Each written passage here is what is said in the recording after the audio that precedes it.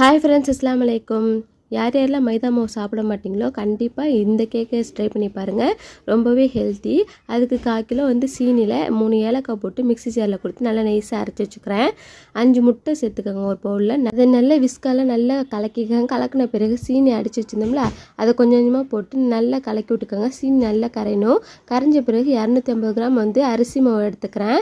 இந்த அரிசி மாவு தான் இதில் இம்பார்ட்டன்ட் பொருள். மைதாவுக்கு பதிலாக நம்ம அரிசி மாவு சேர்க்க போகிறோம்.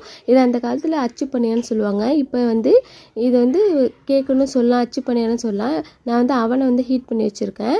இப்போ அரிசி மாவு சேர்த்து நல்லா கலக்கி விட்டுக்கோங்க. இதுமாரி மோல்டு எடுத்து வச்சுக்கிறேன்.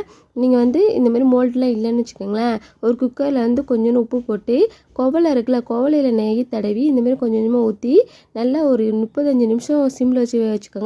அவனில் வைக்கிறதா இருந்தால் 180 டிகிரியில் 20 நிமிஷம் வச்சு எடுத்துக்கோங்க. அப்படி அவனும் இல்லைனாக்கா குழிப்பணியார சட்டியில் கூட சுட்டு எடுத்துக்கலாம். சூப்பராக இருக்கும். கண்டிப்பாக ட்ரை பண்ணி பாருங்கள்.